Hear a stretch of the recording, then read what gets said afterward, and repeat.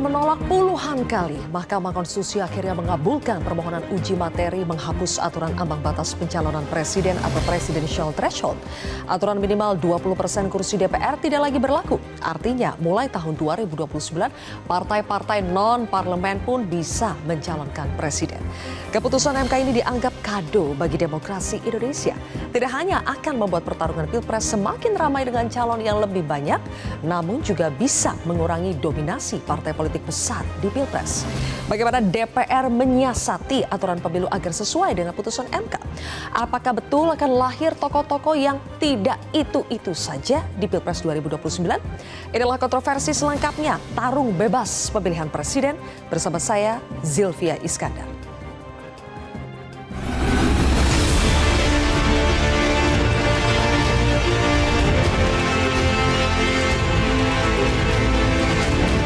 Mengadili. 1. Mengabulkan permohonan para pemohon untuk seluruhnya.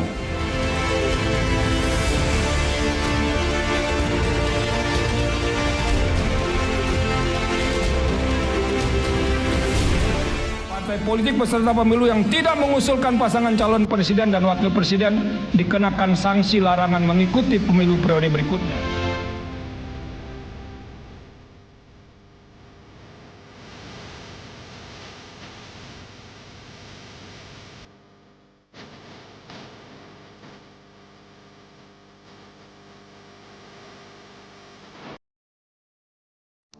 Baik, pemirsa, untuk pembahasan sudah hadir 5 narasumber di studio Metro TV.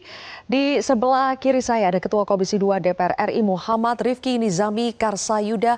Bang Rifki, selamat malam. Selamat malam, Zil. Terima kasih sudah hadir di kontroversi. Berikutnya ada politikus senior Partai Golkar, Nurdin Halid. Bang Nurdin, selamat malam. Selamat malam, Assalamualaikum. Waalaikumsalam. Kemudian di sebelah kanan saya ada Ketua Umum Partai Buruh, Bang Said Iqbal. Bang Iqbal, selamat malam. Assalamualaikum. Waalaikumsalam. Berikutnya juga ada pakar hukum tata negara Bivitri Susanti. Mbak Bibip, terima kasih sudah hadir di kontroversi.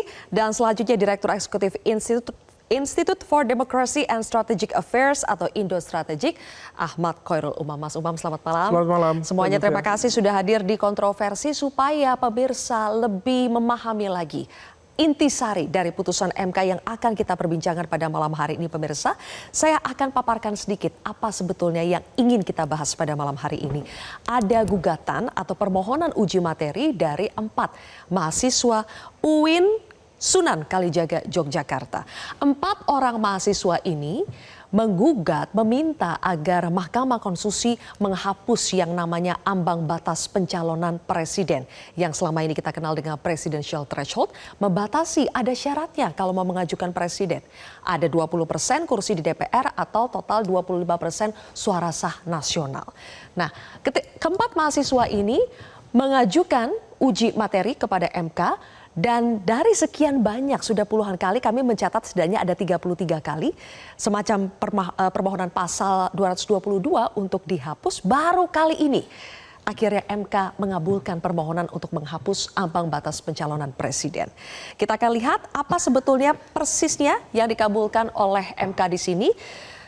Dalam putusan perkara nomor 62, akhirnya MK menghapus ketentuan ambang batas pencalonan presiden. Jadi selama ini pasangan capres-cawapres itu harus diusulkan parpol atau gabungan parpol peserta pemilu yang memenuhi syarat perolehan kursi paling sedikit 20% jumlah kursi DPR atau 25% suara sah nasional. Dan ketika ini dihapus artinya tidak ada lagi nih syarat-syarat 20%, 25%. Artinya sekarang semua partai baik itu parlemen maupun non-parlemen yang menjadi peserta pemilu itu bisa mengajukan pasangan calon presiden dan wakil presiden. Kita akan lihat inilah yang menjadi banyak kita perbincangkan karena ini harus ada lanjutannya. Ini PR buat para pembuat undang-undang.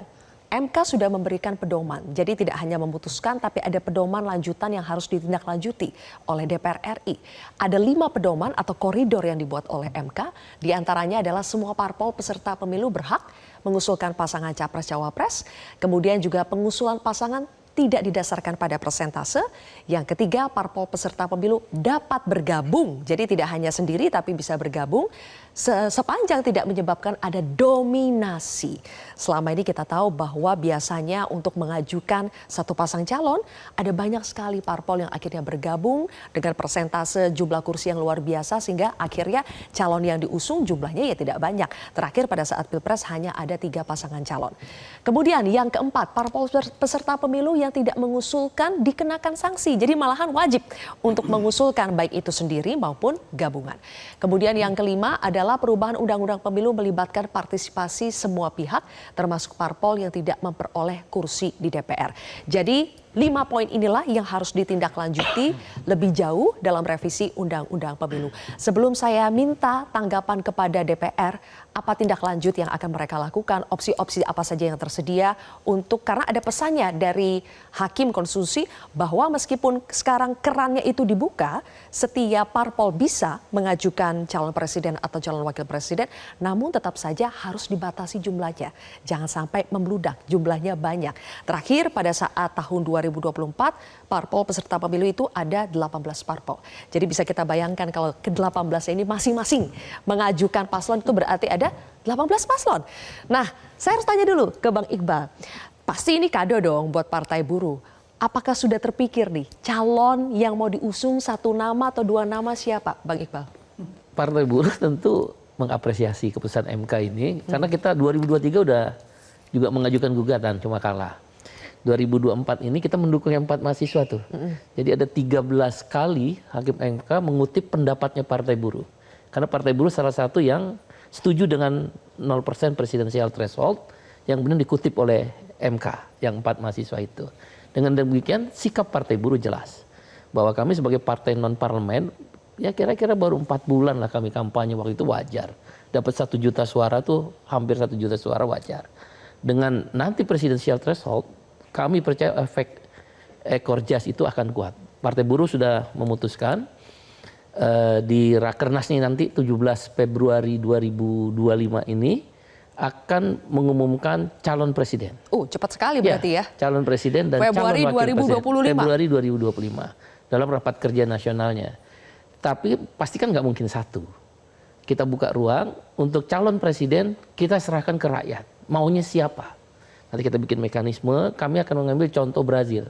Ketika Lula da Silva dan Pedro Castillo di Peru, Lula da Silva terpilih di Brazil, Pedro Castillo terpilih di Peru, itu mereka semacam urun rembuk dari bawah terus sampai ke apalagi kita punya sosial media, model-model yang Thailand itu dan bongbong di Filipina kita pakai. Jadi kita memadukan antara grassroots. Buruh itu kan di pabrik, gampang tinggal di kuesioner, pakai sosial media kita tanya. Oke, jadi ditanya nanti dulu. akan muncul beberapa nama. Hasilnya akan diumumkan pada saat Rakernas. Rakernas Nah, itu. nanti dari Rakernas menuju Kongresnya Partai Buruh di tanggal 5 Oktober 2026, kita udah tahu siapa calon presiden Partai Buruh di pemilu 2029 dan calon wakil presiden Partai Buruh di 2029. Sebagai ketua umum ada top of mind nggak siapa calonnya, Bang? Kalau kita mengacu pada hasil Kongres 2021, Partai Buruh itu udah mengusulkan nama. Cuma karena ada presidensial threshold yang boleh mengajukan capres cawapres adalah peserta pemilu 2019 nggak muncul. Contoh siapa nggak kenal Najwa Shihab? Itu muncul namanya loh, Najwa Shihab. Najwa Shihab seorang jurnalis cerdas perempuan. Kalau ditawarkan dan disosialisasikan dengan baik, kami berkeyakinan bisa. Muncul nama almarhum Riza Ramli. Tentu Pak Prabowo juga muncul waktu itu. Pak Prabowo juga muncul. Coba sayang kan memang nggak boleh. Nah hari ini kami yakin lebih banyak lagi orang akan terbuka. Dan Partai Buruh pasti, itu udah keputusan Rakernas kita, pasti mengusulkan tanpa koalisi sekalipun. Karena kita ingin menggugah rakyat. Kado yang diberikan oleh Mahkamah Konstitusi di mana demokrasi menyajikan ruang kesetaraan, itu harus dimanfaatkan. Orang tanya, uangnya dari mana? Kami biasa beriur. Justru dengan seperti ini, buruh itu akan termotivasi. Seorang buruh bisa kayak Lula, buruh pabrik Volkswagen, VW bisa jadi presiden. Pedro Castillo seorang guru honorer, bisa Eva Morales di Bolivia, petani kokain bisa. Indonesia sedang menyongsong itu, kita beriur Sepanjang dia meluas, nanti setelah dalam proses dari Rakernas menuju Kongres itu 2 tahun, Kongres 2026 sampai 2029 3 tahun, sepanjang dia meluas, buruh siap loh. Oke. Gampang saya, 50.000 aja. Anggota kami ya tercatat kalau semua serikat buruh mendukung, nggak usah semua buruh, serikat buruh 5 juta, nggak usah macam-macam lah, 2 juta, dia setuju dengan yang memperjuangkan hak-hak buruh, petani, memperjuangkan jaminan sosial, 2 juta kali 50.000. Oke. Cukup uang untuk berkampanye, dan itu cara kita melawan oligarki partai politik dan melawan money politik. Cara itu kita mau pakai. Oke. Kira-kira begitu. Yang bisa dipastikan dari Partai Buruh malam hari ini adalah pasti akan mengusung paslon maupun itu sendiri atau gabungan. Terus yang kedua sudah ada biayanya, buruh nanti bisa urun Beriur. ya. Beriur. Oke. Kalau Partai Buruh, partai non parlemen merespon positif putusan MK, partai sebesar Golkar, responnya bagaimana Bang? Positif atau sebaliknya? Jadi Mbak Silva, Partai Golkar termasuk seluruh rakyat Indonesia ini menyambut baik. Makanya tidak ada kontroversi di sini. Kenapa? Karena Partai Golkar pun pemenang nomor 2 itu sangat menyambut keputusan ini. Kenapa? Karena kita melihat ya, kenapa ada perubahan sikap dari Hakim Mahkamah Konstitusi. Tentu setelah berulang kali mereka menolak daripada uji materi tentang ini. Itu karena ada sesuatu fakta di mana kalau kita lihat pada tidak 4 periode ini itu calon hanya 2 yang membuat rakyat itu terbelah 2, terpecah 2 itu. Dan itu bisa menciptakan polarisasi. Ini salah satu faktor yang menurut saya membuat hakim itu berubah sikap, menyetujui daripada perbuatan tersebut. Yang kedua, dengan memberi kebebasan kepada seluruh partai politik yang lolos bisa menjadi peserta pemilu, maka itu akan semakin memperkuat kedaulatan rakyat. Semakin mencerahkan demokrasi, sehingga pemilu 2009 kualitas demokrasi kita akan bisa lebih baik. Yang selanjutnya adalah ini memberi kepada seluruh masyarakat yang punya hak pilih dengan banyak pilihan. Dan kita tidak perlu khawatir ada calon 10-20. Kita di pemilu kita sudah terbiasa. Anggota DPD misalnya. Anggota DPD itu kan lebih dari 30. Ya, kalau kemarin 20, berapa kemarin Pak? Anggota DPD. Maksud saya jadi rakyat itu sudah terbiasa mencoblos banyak orang. Itu. Bayangkan di pileg itu ya, 1 dapil bisa 10.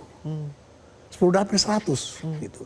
Jadi jangan kita khawatir bahwa dengan sistem ini maka banyak calon, kita khawatir jangan. Rakyat kita sudah terbiasa, berkali-kali pemilu itu sudah terbiasa mencoblos melihat banyak orang. Jadi tidak perlu terlalu dibatasi. Tidak perlu, kalau ini memang tidak bisa. Ini final embanding. Kita tidak bisa melakukan rekayasa untuk pembentuk undang-undang khusus untuk keputusan dengan 5 pagar-pagar tadi. Yang bisa ini adalah menurut pikiran saya itu hanya bagaimana memperkuat daripada persyaratan untuk menjadi peserta pemilu. Baik. Nah, sehingga kita bisa menciptakan lembaga politik yang kuat. Kenapa sekarang terjadi perubahan juga? Lembaga politik kita belum kuat. Kaderisasi belum tercipta sebagaimana partai politik menjadi pilar demokrasi. Ya. Yang kedua, masih budaya paternalistik oleh masyarakat kita terhadap figur yang akan dipilih. Berbeda dengan Amerika misalnya. Amerika misalnya ketika Obama berkampanye untuk Hillary, itu belum tentu bisa memenangkan Hillary. Ya. Ketika Joe Biden berkampanye untuk siapa namanya? Kamala Harris? Ya, itu belum tentu buktinya kan begitu. Tapi Indonesia ketika presiden incumbent mengendorse seorang calon itu terpilih kan itu. Itu ada perbedaan budaya kita dengan mereka. Nah, oleh karena itu makanya putusan MK ini justru Partai Golkar sangat menyambut baik daripada putusan MK ini. Karena tadi semakin memperkuat kedaulatan rakyat, demokrasi kita akan semakin berkualitas. Oke, tampaknya dari 2 partai saja yang non parlemen dan parlemen menyambut positif ya. Kita juga ingin tahu nih, kalau masyarakat sudah ada 2 lembaga yang melakukan survei, bagaimana hasilnya? Apakah masyarakat juga mendukung penuh adanya putusan MK yang terbaru ini? Coba kita tampilkan dulu teman-teman. Sambil dilihat, saya ingin tanya ke Mbak Bibi. Mbak Bibi, siapa sebetulnya yang paling diuntungkan dengan adanya putusan MK nomor 62 ini? Warga. Menurut saya yang paling diuntungkan warga, karena memang akhirnya kita jadi bisa punya lebih banyak pilihan yang tidak disortir secara eksklusif. Disortir itu wajar ya, karena kita juga butuh orang-orang disortir dalam arti kualitasnya harus baik gitu, tidak asal maju saja. Tapi masalahnya adalah waktu masih ada threshold, yang bisa mensortir itu adalah yang punya golden ticket 20% atau kurang, tapi intinya partai-partai besar. Sehingga kita nggak tahu apa-apa sampai dengan sekitar 2-3 bulan menjelang pemilu, bahkan di ujung kemarin kan diubah dulu syaratnya, tiba-tiba gitu ya. Tiba-tiba kita disodorkan begitu saja, dan akhirnya ya kita dikacaukan hanya dengan gagasan-gagasan yang sifatnya populis, tapi nggak memeriksa dengan teliti rekam jejaknya seperti apa, programnya seperti apa. Jadi kita bisa punya banyak pilihan, itu satu. Dan itu bagus. Kemudian yang kedua juga harapannya sih nanti ada sirkulasi elit. Ini yang kita belum punya. Perhatikan, dari tahun 2004 pertama kali Pilpres sampai sekarang sebenarnya bisa dibilang orangnya itu lagi. Dan artinya jadi nggak ada orang-orang baru yang bisa naik, karena waktu ada orang baru mau naik pun bisa dihalangi oleh partai-partai yang punya golden ticket itu. Nah, jadi pada akhirnya nanti warga bisa dapat calon bahkan dalam waktu yang harapan saya sih bisa lebih lama. Jadi ide dari Partai Buruh menurut saya menarik. Kita harus arahkan supaya partai politik menggunakan cara-cara yang seperti itu, di mana warga itu konstituen masing-masing silakan. Partai Buruh dengan konstituennya sendiri, Partai Golkar dan seterusnya. Tapi harus ada cara seperti itu. Kalau di Amerika Serikat namanya konvensi partai begitu ya. Tapi apapun lah mau kita namakan, harus ada persiapan dari 2 tahun sebelumnya, 3 tahun sebelumnya.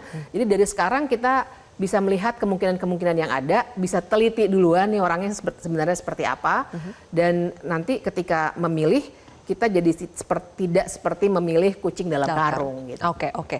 Sebaiknya ada persiapan 2 atau 3 tahun sebelumnya. Artinya apakah kita akan merasakan suasana panas Pilpres justru semakin dini nih? Kalau begitu, Mas Umam, pertanyaan saya, kalau tadi yang paling diuntungkan adalah masyarakat, siapa yang paling gigit jari dengan adanya putusan ini? Langsung ini? Iya, langsung. Begini, yang paling gigit jari, salah satu yang paling menonjol adalah kekuatan politik yang memiliki daya cengkram yang lebih besar. Dalam konteks ini kita tahu bahwa presidential threshold itu dihadirkan oleh kekuatan-kekuatan politik besar. Salah satunya adalah Partai Golkar, Partai Pak Nurdin. Waktu itu kalau misal asbabul wurudnya itu memang diarahkan untuk mengganjal. Waktu itu adalah Pak SBY yang hanya partainya sekitar 7%. Kemudian kendali atas parlemen itu bisa dihadirkan oleh kekuatan besar. Tetapi kemudian terus berjalan dan kemudian tampaknya ada juga yang ingin mempertahankan itu sebagai bagian dari alat kendali soliditas di dalam pemerintahan. Oleh karena itu Mbak Zilwi, putusan MK ini dalam konteks momentum awal pemerintahan Prabowo Gibran ini akan menjadi sebuah ujian serius terhadap soliditas pemerintahan. Karena begitu kemudian ini diputuskan menjadi norma yang harus diikuti misalnya nanti dalam perumusan Omnibus Law Undang-Undang Politik, maka di saat yang sama sebenarnya ini banyak partai-partai di dalam pemerintahan yang bersukaria menyatakan hore, tetapi praktis kita cermati hampir tidak ada partai yang menyatakan menyambut secara terbuka, happy dan sebagainya. Artinya, nah ini adalah Partai Golkarnya jangan Bang Nurdin aja nih. Kenapa menyambut? Kenapa menyambut? Karena ini bagian dari upaya untuk ya, ini bagian dari penyesuaian. Tetapi bahwa dalam konteks dinamika itu akan ada pihak-pihak kekuatan yang merasa dirinya lebih ganteng, lebih hebat, lebih gagah, meskipun di saat yang sama, ya ini masih panjang. Dinamika perubahan masih panjang, dan ingat, ada satu kekuatan shadow state atau dalam bahasanya Kejer itu dianggap sebagai informal governance yang bisa bergerak. Meskipun nanti tidak ada threshold, misal seperti di Prancis itu dulu ada 11 calon. Tadi Bang Iqbal misalnya di Brazil sempat ada 13 calon. Tetapi kalau kita merujuk dari beberapa kali pilpres di Indonesia, ada kekuatan shadow state, informal governance, menggunakan instrumen penegakan hukum, menggunakan instrumen apapun, yang itu nanti meskipun dia punya kapasitas, tapi tidak memiliki keberanian untuk mengajukan dalam konteks kontestasi kepemimpinan. Masih Akhirnya panjang waktu kita untuk mendalami itu, Mas Umam. Ditahan dulu, jangan dibocorkan semua di segmen ini. Bang Rifki belum dapat giliran ini. Bang Rifki, mohon bersabar karena biasanya ini PR-nya memang banyak di DPR. Jadi setelah segmen berikut ini saya ingin tahu apa saja opsi-opsi yang sudah mulai di-exercise oleh Komisi 2 DPR terutama untuk bisa menindaklanjuti PR yang disampaikan oleh MK, rekayasa konstitusional untuk mencegah supaya tidak terlalu banyak juga paslon kita. Sesaat lagi pemirsa.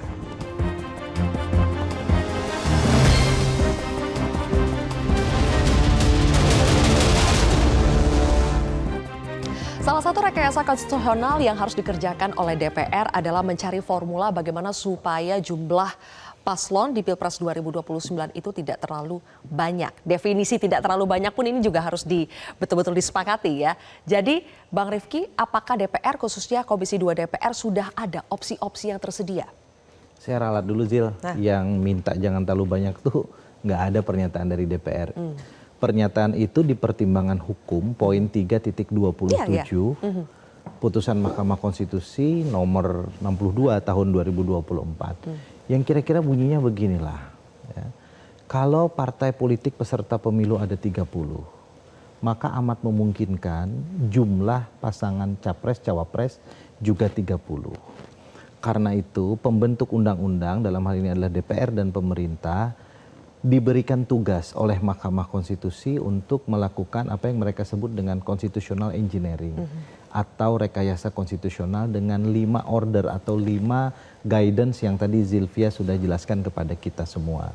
Nah, posisi Komisi 2 DPR RI dan DPR pada umumnya kami dengan Bang Nurdin ini masih masa reses. Nanti tanggal 21 besok baru rapat paripurna pembukaan masa reses. Kendati demikian komitmen Komisi 2 DPR RI yang diamanahkan kepada saya untuk saya memimpin, kami akan sangat serius. Satu, untuk melakukan evaluasi pemilu kita. Baik itu pileg, pilpres maupun pilkada. Dan kami akan mengundang seluruh stakeholders kepemiluan, baik itu yang berasal dari social society, ya Mbak Bibip, Mas Umam. Kalau Mbak Bibip ini social society, academic society, guru saya, gitu. Jadi pasti prosesnya transparan ya. Saya jamin. Partisipasi publik betul-betul kali ini aman ya. Meaningful participation saya yang jamin. Oke. Meaningful Catat participation. ya Mbak Bibip ya. Saya yang jamin itu. Karena ini masalah klasik. Order terakhir dari 5 prinsip yang disampaikan oleh MK. Oke. Dan sekarang Zil, seluruh rapat di Komisi 2 DPR RI itu live dan disiarkan langsung melalui media sosial dan itu direkam. Jadi kami bisa pertanggungjawabkan akuntabilitas dan transparansi seluruh forum-forum yang ada di Komisi 2 DPR RI. Nah, terkait dengan revisi Undang-Undang Pemilu, itu sebelum ada putusan Mahkamah Konstitusi ini, pada bulan November tahun 2024 yang lalu, surat pertama yang saya tanda tangani sebagai Ketua Komisi 2 DPR RI adalah usulan program legislasi Komisi 2 DPR RI 2024-2029, di mana pada tahun 2025 kami mengusulkan kepada pimpinan DPR untuk membahas paket undang-undang politik atau yang kerap kali kita sebut dengan Omnibus Law politik. Di dalamnya adalah bab terkait dengan partai politik, bab tentang pemilu, bab tentang pilkada, bab tentang hukum acara sengketa pemilu, dan yang terakhir tentang MPR, DPR, DPRD, dan DPD. Jadi kita bicara dari hulunya partai politik, hilirnya adalah institusi keparlemenan kita. Oke. Nah, sekarang apakah itu nanti akan jadi tugas Komisi 2 DPR atau tidak terkait dengan fungsi legislasi ini? Kita tunggu rapat pimpinan dan badan musyawarah sesuai dengan tatib DPR, apakah menugaskan kepada kami atau membentuk pansus sebagaimana yang dulu juga pernah dilakukan dalam konteks pembahasan paket undang-undang politik di masa lalu. Tetapi di Komisi 2 DPR RI kami sudah melakukan exercisement. Apa itu exercisement-nya? Saya sejak awal beserta 4 pimpinan yang lain, 4 wakil ketua dan saya, kami kemudian meminta kepada tenaga ahli Komisi 2 DPR RI untuk menyiapkan draft naskah akademik lah kira-kira terkait dengan kebutuhan Omnibus Law politik ini. Oke. Di sisi yang lain Zil, saya juga melakukan komunikasi informal dengan Menteri Dalam Negeri. Mendagri sudah membentuk tim kecil juga kira-kira untuk membahas revisi terkait dengan berbagai undang-undang politik termasuk undang-undang pemilu yang di dalamnya ada pasal 222. Singkat saja ya Bang Pilpres Rifki ini. ya. Ada kekhawatiran begini. Jangan sampai apa yang sudah diputuskan MK dalam tanda kutip diakal-akali lagi nih. Seperti pada saat kita masih ingat Agustus, Undang-Undang Pilkada, ada putusan MK, kemudian sehari kemudian mau direvisi. Untungnya tidak jadi ya. Ada kekhawatiran itu bakal ada pengakal-akalan lagi tidak? Singkat aja Bang. Sebetulnya kalau MK memposisikan diri tidak menjadi negative legislature ya, tidak hanya membatalkan norma pasal 222 itu, tapi menjadi positive legislature, membentuk norma. Debat ini nggak ada. Debat ini menjadi ada karena di pertimbangan hukumnya diminta kami melakukan constitutional engineering. Karena itu percayalah, kami ini lembaga juga yang diberikan tugas oleh konstitusi. DPR dan pemerintah percayakan kepada kami dulu, biarkan prosesnya kami bangun dengan baik, transparan dan accountable. Dan saya kira kami juga tidak mau mencederai kapasitas dan integritas kami. Kami bentuk norma, besok di GR oleh Mbak Bibip, dan Partai Buruh dibatalin lagi. Rasa-rasanya sih kita nggak mau berpikir seperti itu. Tapi pengalaman selalu berulang di mana ketika dibahas ke DPR, Balik selalu menjadi algojonya itu. Cepat sekali bahas di Balik. Kami di Buruh aja misal punya pengalaman Omnibus Law Undang-Undang Cipta Kerja. Sekian ribu dibahas jadi cepat sekali. Nah, dengan konsep Omnibus Law partai politik, mungkin tujuan yang Bang Rifki sampaikan baik. Tapi begitu masuk dalam proses politik, udah kayak algojo. Semua keputusan MK yang tadi Mbak Silvi bilang, potong. Jadi saya agak khawatir tadi yang Pak Nurdin bilang, ada kita perkuat bagaimana peserta pemilu. Nah, itu di dalam pikiran saya tadi, ini fair fak, verifikasi administrasi, faktual, dipersulit itu. Kita bikin partai Mbak Bibip, mungkin paling tersulit seluruh dunia loh. Nggak di pikiran saya, mudah-mudahan salah. Makanya tadi kan begitu masuk di Balik, proses itu kita nggak bisa lihat lagi.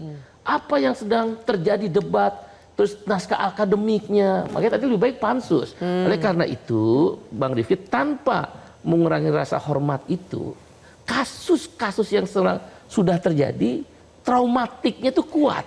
Makanya saya udah bilang kawan-kawan, kalau itu dilakukan kita turun ke jalan, saya organisir untuk masyarakat sipil, jangan melawan kekuatan yang diputuskan oleh MK atas perintah konstitusi. Itu aja sih sebenarnya pesannya itu. Pesan ya, wanti-wanti saja ya Bang Rifki ya. Tapi Bang Rifki juga tadi bilang percayakan dulu lah pada kami. Insya Allah. Sampai sekarang ini. Nah, tapi tadi dari sisi Bang Nurdin, jangan-jangan ini difasilitasi tapi diperketatnya di yang lain nih. Dibikin sulit nih jadi peserta pemilu. Kalau kita lihat sekarang undang-undang yang ada sekarang, di mana KPU diberi kewenangan untuk memutuskan dari peserta pemilu, sebetulnya persyaratannya sudah cukup ketat ya.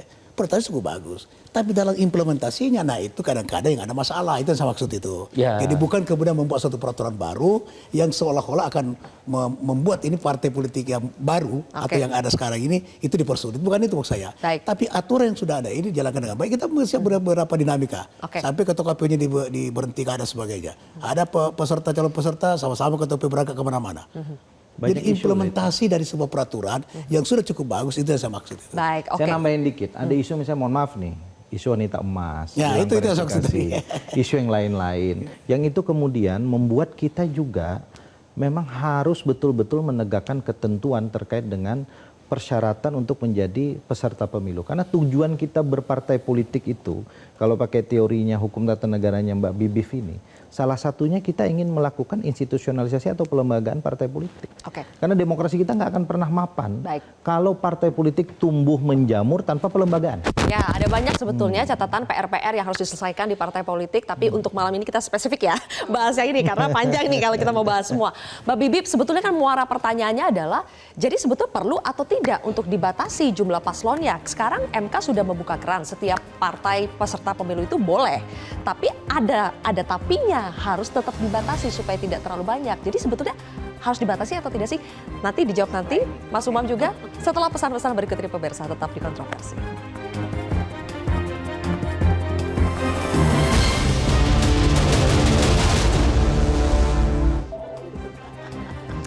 Singkat kata Mbak Bibip, jadi kenapa jumlah capres-cawapres itu tetap harus dibatasi?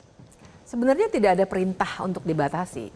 Cuma Mahkamah Konstitusi bilangnya boleh saja dibatasi, itu yang namanya rekayasa konstitusional, tapi syaratnya ini yang 5 tadi. Tapi perintah untuk membatasi sebenarnya nggak ada. Dan kalau menurut saya memang tidak sepatutnya juga dibatasi. Biarkan secara alamiah gitu. Karena harusnya kita berpikir, ini kan disebut tarung bebas ya, saya sering bilang sebenarnya pasar bebas. Pasar dalam arti biarkan warga juga ikut menyeleksi. Walaupun belum secara langsung mencoblos begitu ya. Tapi sebelumnya warga sudah bisa memberikan melalui partai masing-masing seperti memberikan sinyalemen-sinyalemen gitu. Wah, kalau kandidatnya kayak begini nggak akan menang nih. Jadi pikirkan bahwa memilih capres-cawapres itu tidak seperti memilih ketua kelas. Saya yakin sekali makhluk-makhluk politik pasti akan mikirnya rasional. Kalau orangnya tidak tinggi elektabilitasnya, makanya harus dimulai dari awal, maka pasti akan terseleksi secara dalam tanda kutip alamiah gitu. Nah, jadi tidak perlu dibatasi, bahkan kalau perlu soal dominasi yang dibilang oleh MK itu harus dicegah. Nah, jadi barangkali terjadi juga koalisi besar. Kalau itu terjadi nggak apa-apa juga sepanjang koalisinya terjadi lagi-lagi secara alamiah lagi gitu. Tapi yang dimaksud oleh Mahkamah Konstitusi rekayasa konstitusi apa menurut Mbak Siviti? Sebenarnya artinya itu boleh saja diatur teknisnya di level undang-undang. Tapi level undang-undang di tingkat DPR kan tidak bisa kita melakukan rekayasa konstitusi sesuai dengan 5 batasan MK itu. Yang bisa itu kan di undang-undang politik KPU kan? Itu satu undang-undang, Bang. Jadi Undang-Undang Nomor 7 Tahun 2017 itu mengatur tentang pemilu secara keseluruhan kecuali pilkada, termasuk soal syarat menjadi peserta pemilu. Peserta juga ada di situ. Kira-kira begitu. Sekarang kalau misalnya Pak, syarat peserta pemilu yang memberi batasan itu boleh nggak? Untuk menjadi peserta pemilu kan sebenarnya sudah ada. Sekarang begini, yaitu kan peserta partai pemilu politik yang berhak mencalonkan. Di sini tidak boleh ada pembatasan. Tapi di satu sisi MK memberikan ruang kepada pembentuk undang-undang untuk melakukan rekayasa konstitusi. Kalau itu kan sebetulnya salinan dari ketentuan pasal 6A Undang-Undang Dasar Negara Republik Indonesia tahun 1945, di mana hanya partai politik peserta pemilu atau gabungan partai politik peserta pemilu yang boleh mengajukan. Ini yang salah kaprah di masyarakat kan, Bang Nurdin. Orang menganggap begitu bikin partai politik terdaftar di Kementerian Hukum, lalu kemudian dia bisa nanti nyalonin calon presiden. Nah, di sini sebetulnya harus kita lurusin, Bang Iqbal. Iya, betul. Itu belum selesai, Harus Zil. ditetapkan Harus jadi dulu masuk peserta dalam pemilu. proses persyaratan untuk menjadi peserta pemilu. Di situlah tadi ada verifikasi administrasi, peserta pemilu yang 2024 atau 2029? Sepanjang kita belum merubah. Nanti iya. Kalau nggak berubah, berarti nanti ada lagi verifikasi. Nah, di situ yang kita harus hati-hati, karena menurut saya itu juga jangan terlalu dibatasi. Jadi kita mikirnya itu jangan, bahayanya dengan batas membatasi adalah kita jangan lupa bahwa yang membuat undang-undang adalah partai-partai politik besar yang sangat mungkin membuat barrier to entry, halangan untuk partai-partai baru untuk masuk dalam arena tarung bebas ini. Dan itu yang kita harus cegah, karena nantinya jadi ada seleksi-seleksi yang tidak alamiah lagi, dan yang dirugikan balik lagi warga. Karena argumen MK kan one person, one value, one vote, one value. Nah, value-nya ini yang kita harus jaga. Baik, oke. Karena ini tarung bebas ya, Mas Umam, berarti sekarang menteri-menterinya Pak Prabowo, siapa yang ada di anggota Kimples itu pun bisa menjadi sosok-sosok capres-cawapres. Apakah ini yang Mas Umam maksud dengan ini ujian buat pemerintahan Prabowo? Karena dalam kabinet Pak Prabowo sendiri bisa jadi ada yang mulai membangun citranya sebagai capres-cawapres, sehingga pada akhirnya apakah itu yang akan mengganggu soliditas? Pastinya ya, salah satu menjadi bagian dari dinamika ya, karena partai-partai politik selama ini kemudian dimasukkan dalam sebuah rekayasa politik, sehingga kemudian muncul sejumlah koalisi yang karakternya itu kawin paksa. Ketika memang betul ini pasar mau dibuka, kemudian koalisi betul-betul diberikan ruang yang sangat terbuka, maka partai-partai akan memiliki kepercayaan diri untuk masuk dalam ruang kompetisi yang sangat kompetitif. Meskipun di saat yang sama, kemudian juga mereka harus realistis ya. Memang ada kalkulasi terkait dengan pertimbangan mana yang memiliki kemungkinan besar lebih menang lebih besar. Tetapi di saat yang sama mereka pasti akan meyakini bahwa ketika masuk dalam ruang kompetisi, mampu menghadirkan kutel effect, maka kemudian potensi untuk mengakumulasi kekuatan itu akan semakin besar. Meskipun di saat yang sama masing-masing harus hati-hati. Kalau misal Pak Iqbal, teman-teman di buruh akan mengajukan calon ya, Februari Bang ya? Ya, Februari. Itu karena memang nggak ada beban politik. Tetapi bagi yang berada di dalam kekuasaan mengajukan nama, maka secara tidak langsung itu adalah melakukan political threat terhadap the ruling power. Menarik garis berarti. Menarik garis. Tetapi meskipun di saat yang sama juga berpotensi ada intra-elit konflik di dalam kepemimpinan sendiri, bisa saja Mas Gibran juga sudah terpikir, oh ini kesempatan yang baik untuk maju men-take over kepemimpinan yang akan datang dan lain sebagainya. Tetapi terlepas dari semua itu Mbak, bahwa ini menjadi kabar baik meskipun di saat yang sama, entah nanti genuine atau tidak, alamiah atau tidak, tadi yang disampaikan Mbak Bibip, bahwa ketika nanti akan ada nama yang maju lebih dulu, maka itu akan menjadi sebuah garansi dia harus bersih. Baik. Kalau dia tidak bersih, dia akan digergaji rame-rame. Ya. Nah ini yang kemudian dari awal. Iya, dari awal dia akan meskipun gugur. gergajinya itu alamiah atau Betul. tidak, seringkali tidak alamiah. Dan yang perlu diantisipasi adalah kalau misal ini dibuat tarung bebas, zero presidential threshold, seperti di banyak negara-negara termasuk di Finland, di Austria, maka most likely akan terjadi 2 kali pemilihan pilpres. Dan ini mungkin perlu dihitung, Mas Rifki, di Komisi 2 terkait dengan efisiensi anggaran, terkait dengan netralitas dan juga efisiensi kinerja penyelenggara pemilu. Karena kalau misal tidak, implikasinya bisa kemana-mana. Ya, tidak hanya mau dibuat, memang sudah zero ya untuk presidential threshold. Yang mau dibuat zero juga sedang didorong supaya parliamentary threshold juga dihapus. Nih Bang Iqbal langsung bilang betul itu. Kita akan bahas itu lanjutannya. Apakah itu akan menjadi konsekuensi parliamentary threshold juga akan dihapus ketika ambang batas pencalonan presiden sudah dihapus. Sesaat lagi pemirsa.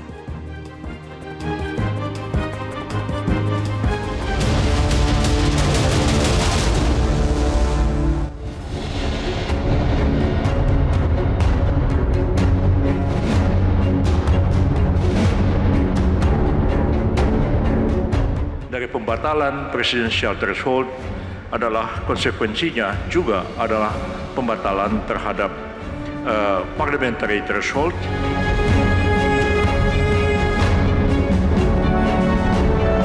Nah, sehingga kalau terlalu banyak dari banyak partai, ya kita khawatir bahwa kemudian fungsi-fungsi ini akan juga terganggu dan membuat juga pemerintah terganggu, demikian.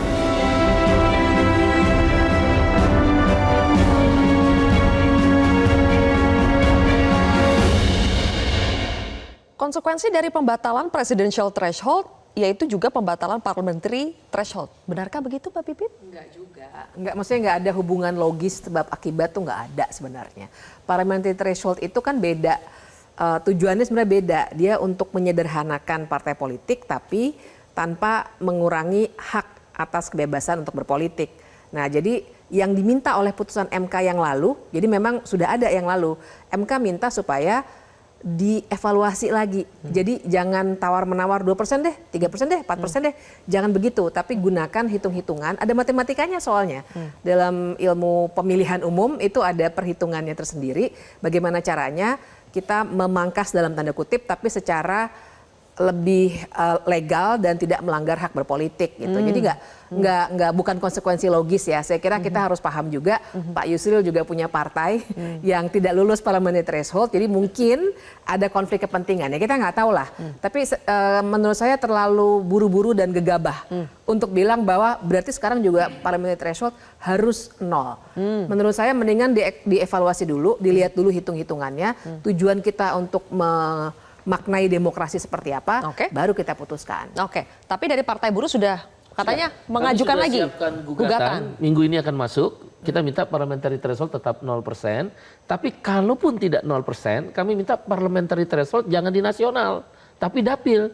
Karena rezim pemilu dalam keputusan MK di presidensial threshold maupun yang pernah kami lakukan itu ada rezim dapil. Oleh karena itu, parliamentary threshold harus didapil. Katakanlah Partai Buruh kuat di basis-basis kota industri, cuma 5 dapil. Nah, maka tetap lolos sepanjang di dalam satu dapil itu lolos parliamentary threshold-nya. Itu lebih fair. Karena kalau secara nasional mengejar misal 4%, 2%, 3%, kami yang nggak punya konstituen di basis-basis di luar kota industri akan kesulitan, nggak ada kesetaraan. Partai-partai tua seperti Golkar, P3, bahkan nggak lolos kan P3 maupun PDIP diuntungkan. Oleh karena itu partai-partai non-parlemen minta kesetaraan. Dan kami yakin menang bahwa parliamentary threshold kalaupun ya tidak 0%, maka dia harus per dapil. Sehingga berapapun nanti kita lolos di dapil, masuk di parlemen. Baru nanti fraksi, nanti nggak tahu Komisi 2 bagaimana, Kalau kurang ya membentuk fraksi. Oke.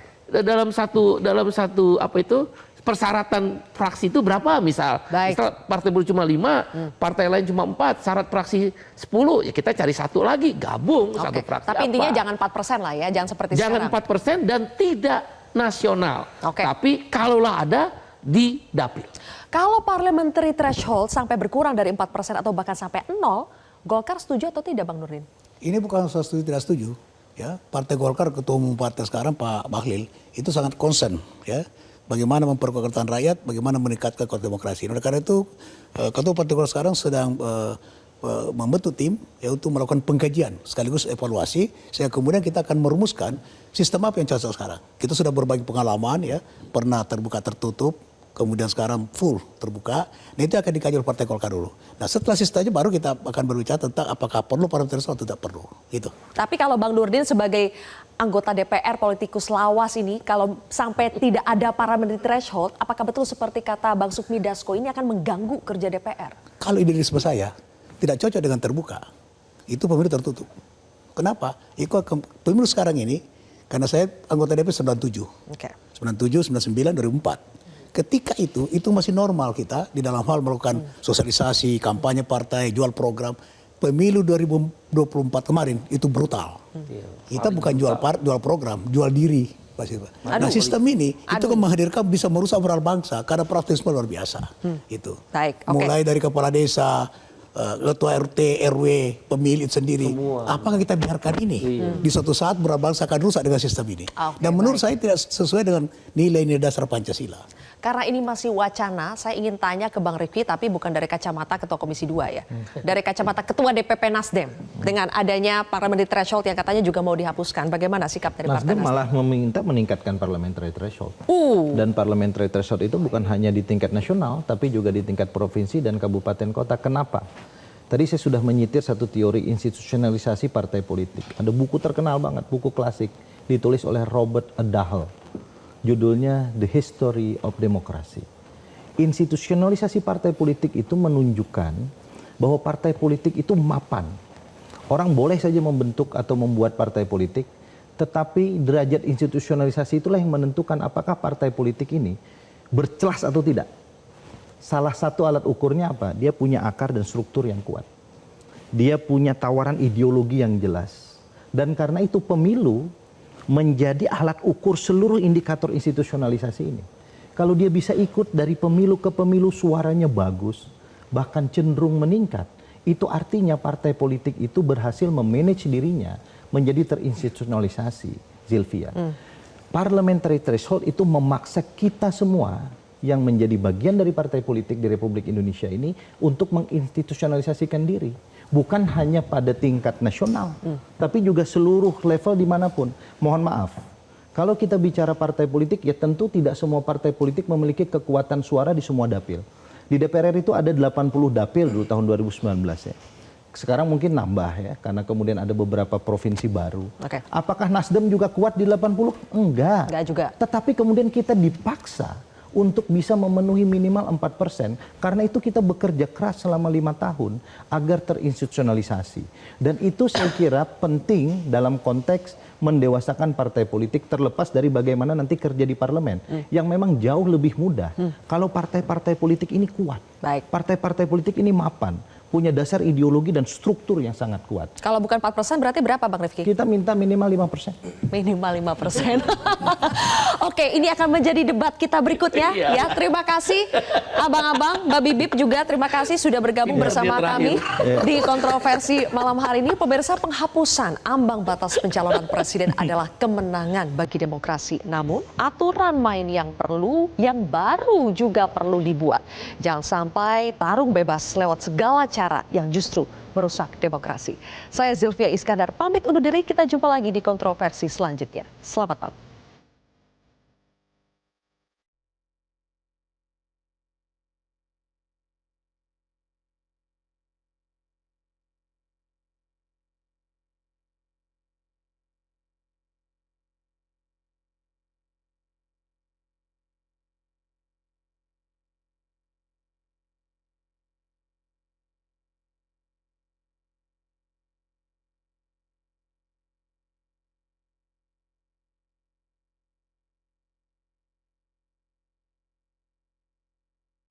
Metro TV. Jelajahi cara baru mendapatkan informasi. Download Metro TV Extend sekarang.